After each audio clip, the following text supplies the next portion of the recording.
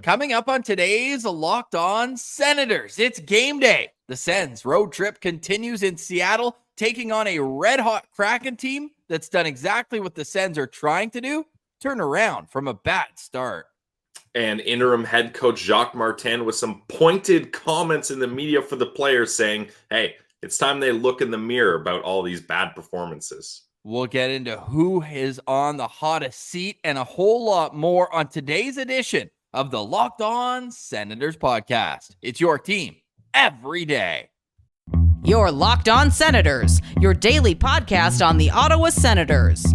Part of the Locked On Podcast Network. Your team every day.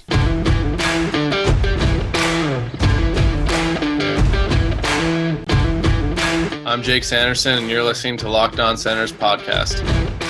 I'm Tim Stützle, and you're listening to the Locked On Senators podcast. Welcome inside episode 952 of the Locked On Senators podcast. I'm Ross Levitan, soaking in the South Florida sun alongside Brandon Piller up in the Blue Mountains. Today's episode is brought to you by FanDuel. Make every moment more. Right now, new customers get $150 in bonus bets with any winning $5 moneyline bet. That's $150 if your team wins. Visit FanDuel.com/lockedon to get started today. A reminder, you can follow the show on social media. We're at Sens Central on Twitter, LockedOn.Senators on Instagram. The show is free and available on all podcast platforms, including on YouTube, where a like, comment, and subscription go a long way to helping the show grow. Not only a comment below this video, but we are also asking who should be the Ottawa Senators All-Star representative. All 32 teams will have one player named to the All-Star game happening next month in Toronto, of all places, and that will come out this afternoon. So we've got four options for you: Tim Stützle, Brady Tkachuk, Claude Giroux, and Drake Batherson. Today is Thursday, January 4th, and Pilsy, who is your Ottawa Senators All-Star? I mean, Ross, usually I feel like this is a time for us when it's a rebuilding team. There's one star on the team that's really shining, and this is a moment for us to shed some spotlight on that player and feel good about it and have them represent the Ottawa Senators at the All-Star game. This is kind of a shoulder shrug decision for me here. Like, I don't feel like there's one glaring star that really has proven that they should be the guy for the Ottawa Senators. I mean, I suppose you would do Tim Stützle just because he's leading the team in points here, but for a guy that's on pace for like 15 goals on the season, that's not exactly exciting. And then I almost feel like if you send the next guy up in points, Claude Giroux, that feels like a punishment for an older player that's been to the All-Star game many times and probably would prefer to have the break with his family. And then you go down the line to Brady Tkachuk. Well, he's been the guy recently that's been doing it. So I don't really have a clear answer for you here, Ross. Maybe you got something you can shed here. Well, some people might remember Claude Giroux was actually the All-Star MVP in 2022. He had a great performance at the All-Star game. He's a 7-time All-Star, so I'm with you. Like, on paper and based on the performance that he's given night in, night out, giving this team a chance, I think he's been the Sens MVP this season. But in terms of All-Star, I'm going to the guy who should have been there 2 years ago. Drake Batherson would be my choice as the All-Star representative for the Senators. Obviously, he was named as an All-Star 2 years ago, but Aaron Dell decided, no, I'm going to be the dirtiest guy in the league, go out and take out this guy's ankle on a, nothing play behind the net. So I think that he should get his flowers in terms of being an all-star because, well, one, since December 1st, he's been among the best players in the National Hockey League in terms of points, top 15 in points since December 1st. So we're looking at over a month sample size. He's a guy who's been first on the ice at practice like he was yesterday. We'll get to our line combinations, full game day preview. But I just think that him being the Sens All-Star, and I'm not sure if it's the league or if each team selects a player. It can't be that. Maybe the team makes recommendations, but if every team selected a defenseman, it could get a little strange, right? So I'm assuming that there's someone in the league that's doing it. Maybe the team's like, hey, here are three guys who we think deserve it, and then kind of go from there. But I would be sending Drake Batherson from the Ottawa Senators. Yeah, that's fair, and he really does deserve to have that opportunity. Like you mentioned, it was taken away from him a couple years ago with that injury. So again, I don't feel that strongly about any of these. So if it is Drake Matheson, I'm down for that. You know who probably doesn't feel very strongly about this topic either? Jacques Martin. Yeah, how'd you make out of his thoughts? Not only after practice, the classic pool reporter, which is less and less now as teams are bringing less and less reporters with them on the road. But Gord Wilson in conversation with Jacques Martin yesterday, some pointed comments, look in the mirror. We'll get to another one, but this is the interview really with AJ Jackieback on TSN 1200, Jacques Martin's weekly hit. Once we got through, trying to piece in the audio. Jacques obviously not having the best luck with reception, but he was just very blunt, very calm, very reserved. But I think the players, it's not nothing they haven't heard, right? Like I'm assuming that Jacques is saying the exact same thing to the players that he's saying to the media. Yeah, and that's the refreshing thing, Ross, is this doesn't seem like a situation where DJ Smith, his press availabilities and interviews, it seemed like he was tiptoeing around things and not really willing to be blunt about calling guys out and performances and things like that. But Jacques Martin, this is a guy who's been around the league a long time. He's an interim head coach, so he's not worried about kind of fragile relationships or anything like that. He's just getting out there and saying what he feels, which is refreshing. And I thought he was very clear. Like, look, if the players are upset about the coaching change and about how things are going, it's on them. This team has been downright bad for a long time, and if there's going to be changes, it has to come from them. In not only individually, each of them have to be better, but as a cohesive group, they need to be better. And he's saying a lot of the things that we've been saying, Ross. I like how he emphasized a lot on the puck battles, like that game up against Vancouver. Sure, talk about the bounces, talk about the goaltending, but the bad bounces and the bad goaltending isn't allowed to be an opportunity if you just win more of the puck battles. And the Sens weren't winning any of those puck battles. So I like the approach Jacques Martin has taken here. And I think with time and with some growing pains, getting out of kind of the DJ structure and way things were going with DJ Smith, and now learning how to play the way Jacques Martin wants this team to play, I think with time, they will have some at least better success than they are right now. Low bar. I love the question that AJ asked, or he's just like, how do you deal with maybe the players who didn't want a coaching change? Because a lot of them were vocal. We play for DJ. We love Especially playing for DJ. Timmy was sad about it, it seemed. So how do you deal with players like that? And Jacques' answer was perfect. He says, if the players are paid to perform, and if they had been performing, I would understand. He goes on to say, this team hasn't made the playoffs in the last 5 years. They haven't even been close. They have to take a look in the mirror to see where they're at. How are we going to make progress? I think that's as poignant of a comment as you can make for a group of young men. We saw some people on Twitter saying that each player should have their cap hit in their stall right by their name, just to remind them that this isn't a country club. This isn't a thing where hey, you're just here to have fun, play shinny, play men's league. This isn't beer league. This is serious hockey. And right now it's just a team that's underperformed for the last 2 years, we'll say, maybe 3, but probably 2. And before that, they were a team that was just trying to, keep floating and keep their head above water. And right now they're at a crossroads. But Jacques Martin, and funny enough, like Vancouver is the perfect example, because him and Rick Tocchet were on the same bench together when they won 2 Stanley Cups with the Pittsburgh Penguins. So they probably saw the same things in Pittsburgh that when they've now gone to their respective new teams. And I know Jacques had a stint in New York with the Rangers on the bench for a year during the COVID shortened season. But overall, now they're coming into a situation where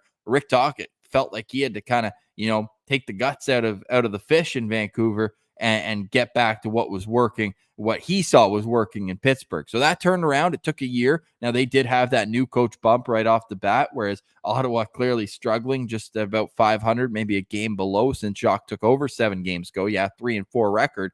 But I think that the Vancouver Canucks are a perfect team to see what it takes to turn around a mindset more so than personnel. And I know that Vancouver did trade their captain of all things. They also gave up a first-round pick to get Filip Hronek as well. So they did make some personnel moves, and they continue to be an active team on the trade market. But I also think that it's a mindset, and that's what Jacques is making very clear here, taking over with the Ottawa Senators.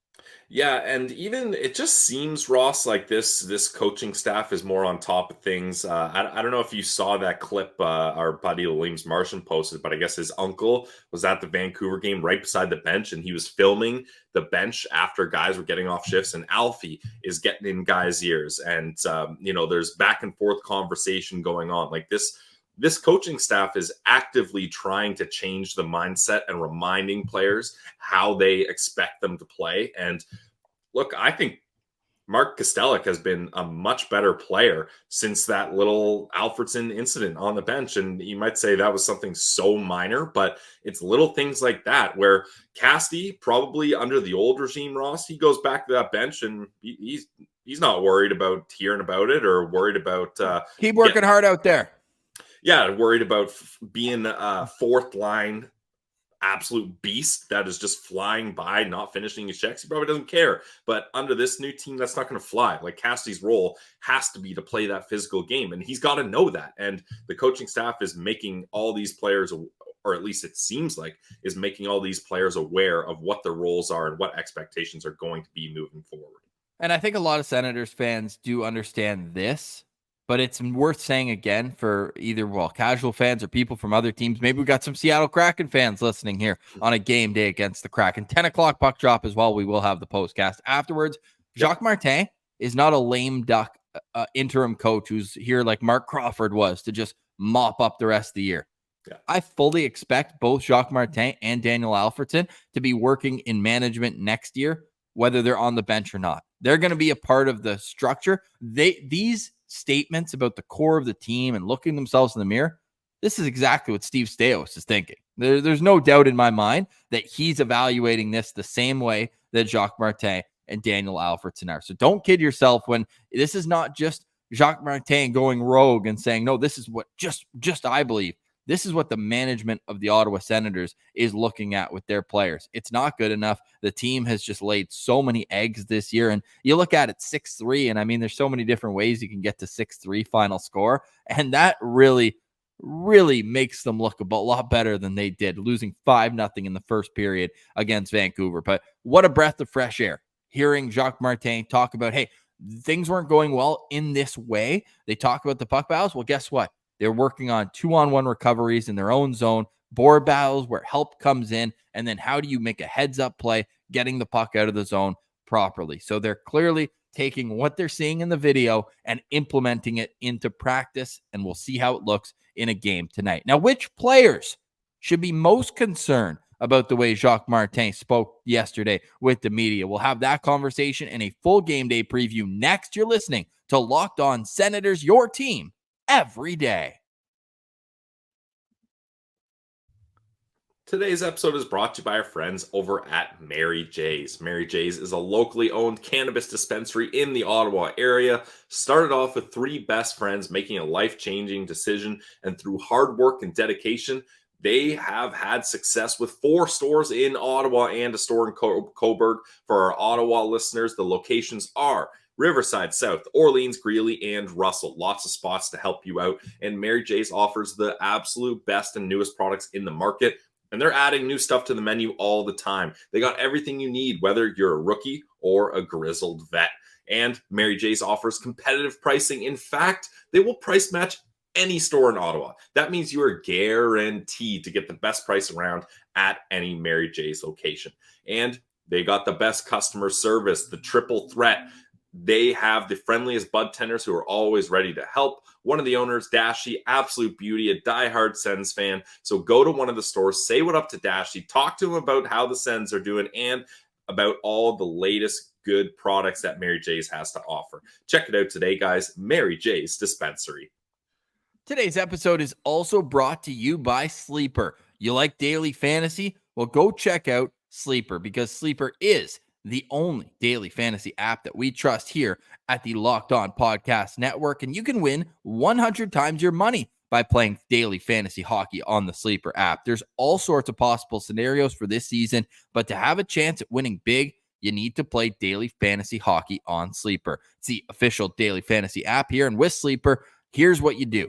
You pick players like Drake Batherson, like Claude Giroux, like Brady Tkachuk, like Tim Stützle, and you pick more or less on stats for these stars. You can choose stats like goals, assists, saves, plus, minus, and more. You heard me, Sens fans. That's a 100 times payout on Sleeper, so start paying attention and get your picks right so you can win big. Use promo code LOCKEDONNHL, and you'll get up to a $100 match on your first deposit. Terms and conditions do apply. That's Locked On NHL. Locked On NHL. See Sleeper's terms of use for details. Available just to U.S. customers for now.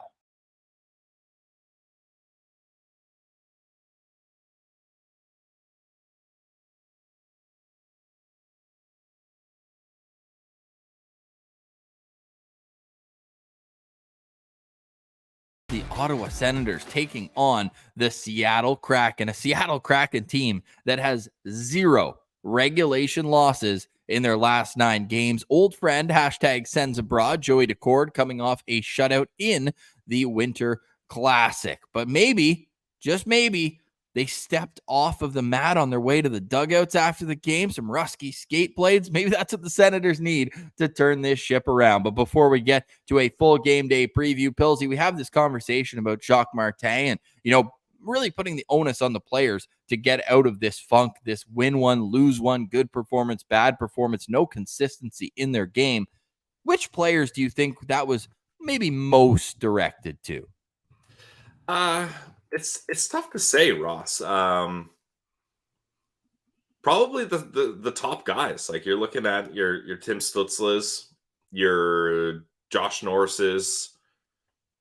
I think even Brady Tkachuk looking at the defensive zone. Yeah, that could be it as well. I mean, Brady's defense has not been great recently. Now, mind you, that's not his top attribute for his game. But honestly, Ross, I think this would be more of a conversation. Who do you think he's not talking about? I think we could narrow things down a lot easier that way, because I feel like top to bottom, this team needs to, as he said, take a look at the mirror. I think it's one player, Claude Giroux. I think Claude Giroux is the only guy who has kind of evaded the let's say shadow of Jacques Martin and what he expects as a player. And you saw even yesterday when they're down 5-0, and sure, everybody was a part of getting down 5-0, but Claude was the guy who was pushing the pace, getting back defensively, and really kind of setting the tone for the rest of the team that this is the way we play, whether we're winning or losing. Obviously, a goal and an assist at the end of the day for Claude in that game, 31 points in 33 games. He has just been a breath of fresh air on a team that's really kind of got a stench to it right now. So I would say Claude Giroux is the only guy that he's not talking about when he gets into that. And maybe guys like, Angus Crookshank, who's played 6 games, maybe a Yuri Smejkal, even though he's out of lineup, so you got to think there's a reason for that. But when I look at the back end of this team, I think that everybody could be better. I really do. I think every single player on that back end could be better. And then in goal, we talked about that yesterday. We don't need to harp on the goalies anymore. But we'll in a game day preview next. I'm going to ask you who should start in goal tonight as we're recording this 11 a.m. Eastern. And the Senators will skate at about 2 o'clock this afternoon. So you can follow us on social media at Sens Central. We'll get you those lines as soon as they become available. It's a 2:30 Eastern time skate today before they take on the Kraken. But Pillsy, I'm wondering what kind of response would be expected tonight, because it's not a matter of like, hey, just score. Just like it's the little intricacies, the details that are always talked about that I think are going to be the biggest telltale sign whether the players are in or they're out. Yeah, I feel like, Ross, this is a good matchup, a good team for the Sens to go up against right after that game up against the Canucks, because the Seattle Kraken are another well-structured team. Like, you look at this lineup, like we're going to do it in the next segment. There's not a game breaker. There's not a lot of all-stars. Like, I think the highest paid player on the team is Vince Dunn, who leads the team in points. And I think he makes like 7 million or so. Yeah, 7.3 million. Most of these guys are making 5 million, a lot of the team. And it's because they've set their lineup to play a structured puck possession game. So if the Ottawa Senators are going to have a chance in this game, much like Jacques Martin is saying, they're going to have to win puck battles, because if they allow the Seattle Kraken to win those puck battles and maintain possession and kind of wear down this Ottawa Senators team, that's when the Sens make mistakes. That's when the bounces happen. That's when the goalies get overwhelmed and this team's not able to clear the puck out of the zone. And it just, all the problems kind of stem from just allowing the opponent to win those 50-50 battles over and over and over and over again throughout the course of a game. So I really think if the Ottawa Senators are going to have a chance here, and if they're going to make up for that embarrassing first period effort, we're going to have to see it in the corners. We're going to have to see it in the neutral zone. We're going to have to see those loose puck races being won by the Sens. So it's those little things, Ross, that I'm going to be taking a look at to see if this team is getting the message that Jacques Martin is trying to portray to them. And just to get back to our conversation about the all-star representative for the Ottawa Senators, over 150 votes so far. You can still go have your say on our YouTube. 41% have Claude Giroux as the choice for Senators all-star. 33% have Tim Stützle. 21% say Drake Batherson. And 6% say that Brady Tkachuk should go for the third straight season to the All-Star game. Pilsey's getting into the Seattle Kraken. We'll do that more. We'll get into the Ottawa Senators on the other side. And two Sens prospects are going head-to-head right now in the semifinals at the World Juniors. Right now, there's 8 minutes left. So as time ticks down, we'll get to that at the end of the show. You're listening to Locked On Senators, your team every day. Today's episode is brought to you by our friends over at FanDuel. FanDuel is the official online sportsbook of the Locked On Podcast Network, and for a good reason. They're North America's #1 sportsbook. Why would you go anywhere else? We love FanDuel because their app is the best sportsbook app out there. It's so easy to use. Even a guy like me can use it, so can you. They got spreads, player props, over-unders, and more. And it's not just for hockey. You can get football, basketball, baseball, golf, whatever you're into, you can find it on FanDuel. And right now, new customers in the US, we got a deal for you. Get $150 in bonus bets with any winning $5 moneyline bet. It's simple. That's $150 if your team wins, for our friends down in the States. So visit FanDuel.com/lockedon and get in on the action today. FanDuel, official partner of the NFL.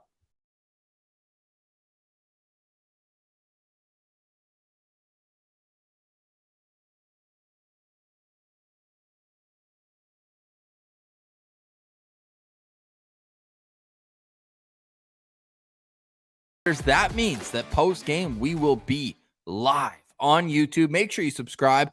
I was going to say wherever you get your podcasts. If you listen, everywhere we are available, but the postcast will be on there afterwards. We are live, though, on YouTube, so make sure you subscribe. Hit that notification bell as well. I've got a bell, ding, ding, ding. Sweden going to the final of the World Juniors. That's all but assured here. It is 5-2 now, late in the third period. So barring a miraculous comeback, 3 goals in the third period for Sweden has them in the final at the World Juniors. That means friend of the show, Oscar Pistol Pete Pedersen, will be heading to the final. So hopefully we'll be able to chat with him right afterwards. Not a whole lot of ice time for Pistol Pete. I got to say, only 6 minutes and 45 seconds in today's game, has 1 shot on goal. Not a whole lot of offense at this tournament for him either. Hopefully he can get a big goal into him in the finals, but we love to see that. Hopefully we can catch up with him afterwards. But Pilsy, it's a game day. It's the third time the Senators have played at Climate Pledge Arena. They are 1-1. They got the win last year. They got a loss, even though they had a lead 2 years ago. We're not able to finish that up. What to you is the biggest key to a victory tonight for Ottawa? It's got to be winning those puck battles, like we were talking about, Ross, because the Seattle Kraken, there's not really one defining part of their game. Like if you look at the power play, it's kind of middle of the pack. If you look at the penalty kill, middle of the pack, shots for, shots against, like they just play a clean, structured game. And when they get good goaltending, like our good pal Joey Dax has been giving them lately, those clean, structured games, you can pile up wins, or at the very least, you can pile up points. Like their last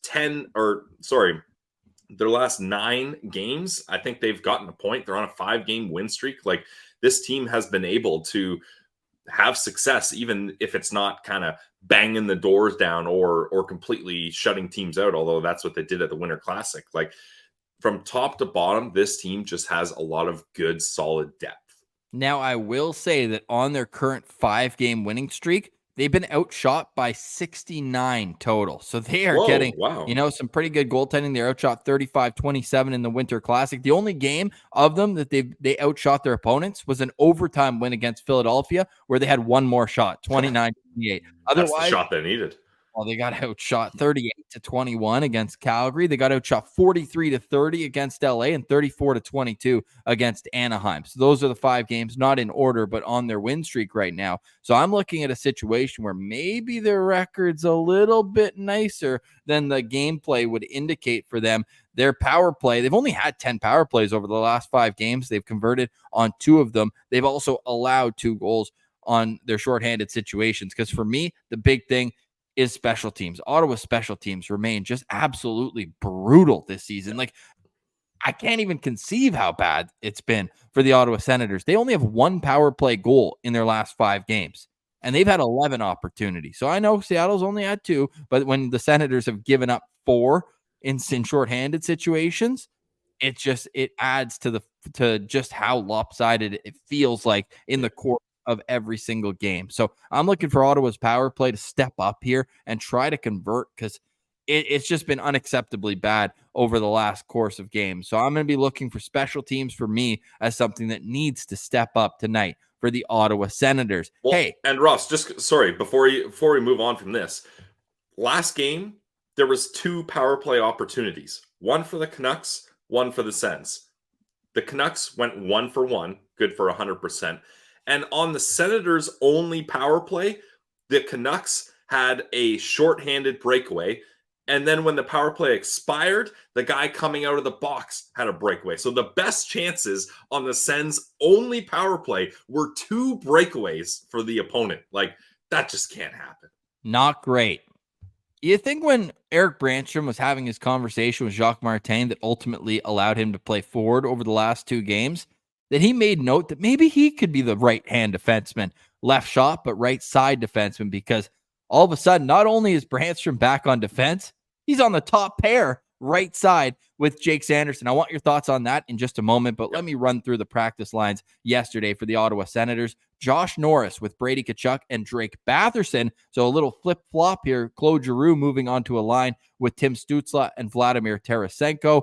Ridley Gregg is centering Dominic Kubalik and Parker Kelly. And then Mark Kostelic is with Angus Crookshank, looking to get back in the lineup, and Zach McEwen. I mentioned Sanderson with Eric Brandstrom on the top pair. Thomas Chabot is with Artem Zub. Jacob Chychrun is with Travis Hamonic. And Jacob Bernard-Docker was practicing yesterday as the extra defenseman. Now, this caught the ire of Sens Twitter. I think that Jacob Bernard-Docker has been pretty bad over the last week or 2. Again, not as bad as Travis Hamonic, so I understand fans that are really kind of zoning in on that.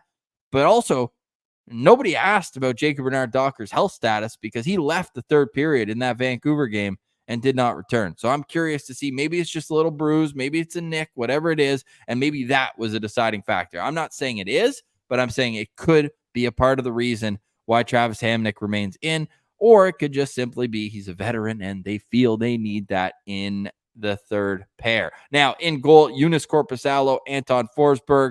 It's got to be Korpisalo in this game, no? I mean, I guess so, Ross. I think you'd have a hard time starting Forsberg again, but then Korpisalo pretty much played that entire game, so it's not like he's a rested goalie here. But wasn't yesterday. They had a full day. Yeah, no, it's true, and they better damn get used to that, as the schedule for pretty much the entire year, except that 1 week in February, is going to be loaded with game, day off, game, day off, game, day off. So they better get used to that. I don't really. I guess you go Korpisalo, Ross. What are you thinking about Brandstrom on the right side? I think it's the first time we've seen it this season. Yeah, it might be. Well, definitely the first time under Jacques Martin. That I can say with certainty. Yeah. I mean, he was playing the left wing with Jacques Martin for 2 games there. I I like it, Ross. I like, and I'll get into Brandstrom a little bit more here, but I think that is the right move. I certainly don't want Thomas Chabot on the right side. I'm glad we're not doing that, and I don't want Chikrin on the right side that much either. And Eric Brandstrom, I feel like this guy's got to get like a megaphone and stand on a soapbox and continue to scream, I like playing the right side. I like it. If we're looking for a right side defenseman, that can be me. And maybe someone's finally hearing him. Well, he has a chance to prove that tonight. Hey, who's your locked on player to watch? Oh, glad you asked, Ross. Actually, my locked on player is going to be Eric Brandstrom. And look, this is an opportunity as he's playing with Jake Sanderson on the right side here. Jake Sanderson's a defenseman that typically allows the work from his other partner to kind of, it makes it easier on his partner because Jake Sanderson does so many things well. So I think, Branny, you got to be looking at this as you're put in a position to succeed. And what a change going from being a left winger when clearly Eric Brandstrom did not like that decision and does not want to be a left winger. He made that very clear if you watch his availability when they asked him about it. And now you not only get to go back to playing defense, but you get to go and play on the right side and you get to play with Jake Sanderson. So I think this is an opportunity for Eric Brandstrom to kind of put his money where his mouth is and say, okay, I'm finally put in the spot I want to be in. I'm going to make you look good, coach. I'm going to make this work, and we're going to have a solution for a decor that has not been great lately. So I'm going to be really watching Eric Brandstrom here tonight. I want to be watching the leaders. I almost chose Brady Tkachuk, but I left that as the poll option for the Citizens, although they went a different direction. My locked-on player to watch tonight is Claude Giroux. I just think that, again, leaders lead at these times. He scored a huge goal, by the way, in Seattle in that game. I want to say it was a game-tying goal in the third period for them. So I just think Claude Giroux is a guy who every night I'm going to be locked in on 31 points in 33 games, as we mentioned. I think the more kind of eye-opening stat for Claude Giroux is how he's second on this team in ice time among forwards behind Tim Stützle. So I'm going to be really dialed into him tonight. I think you're playing against a very smart, a very cerebral team in the Seattle Kraken. They're not going to fly by you and beat you with speed on every given shift. So I think he's the perfect kind of guy, perfect potion for that, is a guy who can, play with smarts and make good plays and hopefully set the tone in terms of where to be in the defensive zone for the other star players on this team. As we always do on Twitter at Sens Central, we ask, who's your locked on player tonight? And we gave the $8 million club as the options, the players who are making the most money on this team under the biggest microscope. And your options were Brady Tkachuk, Tim Stützle, Thomas Chabot, and Josh Norris. And before you get in the comments and chirp me, I know that Josh Norris is making 7.95. It's close enough. And the answer is, Pilsy, Tim Stützle. I feel like this is the right choice, Ross. I mean, I'm not on the side that you are where you think something's going on with Tim Stützle health-wise. I just think this is clearly a mental thing, and Tim Stützle was one of the players, again, watch his availabilities. And when he was asked about DJ leaving, he didn't exactly kind of give a clear answer. He kind of hummed and hawed, and you can tell he was shaking up that DJ Smith and Davis Payne were the guys that kind of had to take the responsibility and were the guys that got their jobs taken away because of this team's play. And he hasn't exactly turned it around yet under Jacques Martin. This guy needs a goal so damn bad. Yes, 49% of the citizens voted for Tim Stützle, 29% for Brady Tkachuk. The rest split between Chabot and Norris. Chabot, again, just kind of working his way back into an everyday line after missing so much time with injuries. Now, I got a quote for you here from Tim Stützle. I want your thoughts on this because it's making the rounds on social media. I really don't want to read into it too much. There was a great article on Tim Stützle in The Athletic with Ian Mendez, our friend of the show. And look, there's some off-ice things with Tim Stützle. Obviously, his dog just passed away, and anyone who has a dog or a pet can relate to that being something that's really hard to swallow, especially I think the dog was only 2 or 3 years old. In the article, Ian just said it was a brief illness that the dog dealt with. Moki, I want to say. Remember, there was a breakaway video where we got to meet Moki. So obviously, we're thinking about Tim Stützle for that. It's something that you don't want anyone to go through. Now, in that article with Ian Mendez, here's the quote from Ian or from Timmy in the article, talking about how it was tough with the coaching change. He loved playing for DJ Smith. The quote, "He meant a lot to me. I'm a really thankful person and a loyal person, and a lot of the guys wouldn't be here without him. And a lot of our guys wouldn't have signed those contracts without him," end quote. Do you read into this more than maybe I do? Because to me, it's just a nothing burger quote, really. No, I think it's not huge and it's not nothing for me, Ross. I think as a young NHL player, the only coach you've ever played for, and especially a player's coach like DJ Smith, would have a lasting impression on a guy like Timmy, I'm sure. And now you're going to a much more older, stingier coach in Jacques Martin. It's probably a bit of a shock to Timmy, and it might take some time for him to kind of move on. But also, he did go on to say in that article that Alfie and Jacques Martin have been very positive with their kind of constructive criticism. And I think it's just going to take time for especially a lot of these younger players that had gotten very comfortable with DJ's world and how that all ran. This is going to be a big change for them, and it's going to take time to I don't want to say buy in, because I'm not saying Timmy's not like shutting out Jacques and not buying into what he's saying, but it's going to take time to grow out of those old habits. It certainly will. Now, as we look forward to tonight's game and the Seattle Kraken, here's what we expect from Seattle in tonight's game. Matty Benier, second overall pick from 2021 at center between Tomas Tatar and Jordan Eberle. You've got Wenberg centering the second line with Jordan McCann and Brandon Tanev. The third line, Yanni Gourde with Eli Tolvanen and Oliver Bjorkstrand. And Cartier is centering the fourth line with Kyler Yamamoto and Andre Burakovsky. On the back end, it's Vince Dunn with Adam Larson. It's Jamie Alexiak with Will Borgen. And it's Brian Dumoulin with Justin Schultz. We expect Joey Dax to get the call in goal for the Kraken. Your lookout player to watch in tonight's game.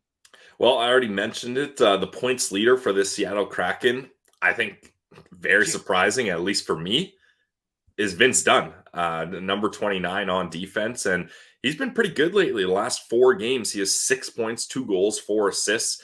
And he leads this team with 31 points in 38 games. And he is an absolute presence on that blue line. As I'm just looking up his size here. He's not as big as I thought he was. 6 feet, 200 pounds. So he's actually one of the smaller guys on that blue line when you look at Alexiak, Dumoulin, Borgen, guys like that. But he's just one of those guys that he's found a role in Seattle, and they gave him a big contract to kind of support that. So I'm going to be looking out for Vince Dunn, number 29 here. I feel like I have to go with Jared McCann just because I just called him Jordan. So sorry about that, McCann. It's Jared McCann, and he's actually deserving of a lot of my respect. This guy leads the team in goals with 14, but they only have 3 multi-goal scorers, or in terms of double-digit goal scorers, I think would be the better way to say that. Bjorkstrand has 11, Tolvanen has 10. Jared McCann with 14 goals, but he's also a -12. They've got a lot of guys deep in the minuses that happened, obviously, at the start of the season. It wasn't going their way at all. But for my real lookout player, how can it not be Joey Dax? I mean, what a run Joey Dacord's on. 20 starts. Who would have had him penciled in?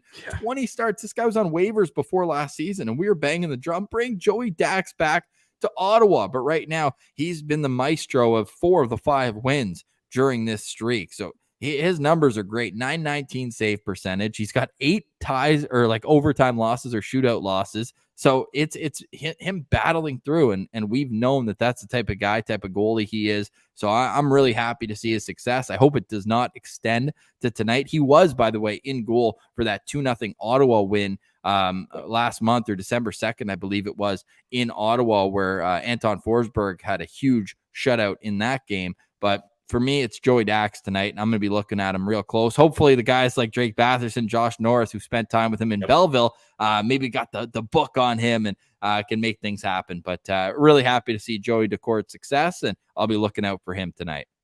Yeah, I mean, that's fair.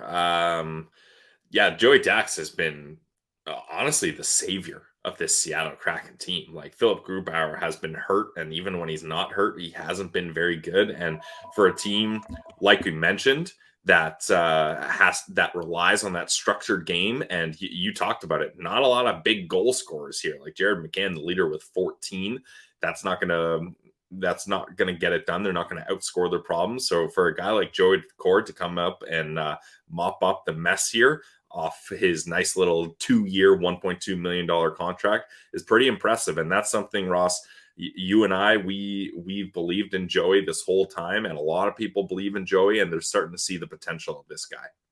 They certainly are. So tonight, 10 o'clock is the puck drop in Seattle at Climate Pledge Arena, and we will have the postcast for you afterwards right here on Locked On Senators. Pillsy, any final thoughts on today's show? I might be delusional, Ross, but I actually think, I probably am delusional, but I actually think that this is a bounce back game for the Ottawa Senators. After getting embarrassed like that in Vancouver, look, I know this Seattle team has been riding some success lately, a 5-game win streak. What's that like? It must be nice.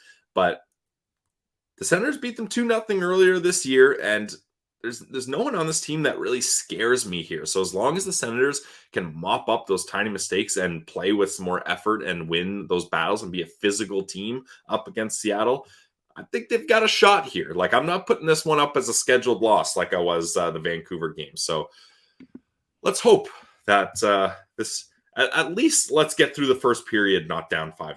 We'll start with that, I guess. Okay, we're setting the bar high here as we head in to game 2 of this road trip. The Senators in Seattle tonight, 10 o'clock puck drop before they head up to Alberta for a pair of games against Edmonton and Calgary. They'll finish the road trip in Buffalo before coming home for a pair of tough opponents. We'll say tough opponents and great fun matchups as well, because they do have the Habs in there, and it's about time we get that rivalry back in the mix. But the Senators need to be playing better by the time that game hits, and tonight is another opportunity for that. So join us after the game in the postcast. Hope you enjoyed today's show. For more, head over to YouTube and wherever you get your podcast. For today, we say goodbye. For Brandon Piller, I'm Ross Levitan. This has been the Locked On Senators podcast. It's your team every day.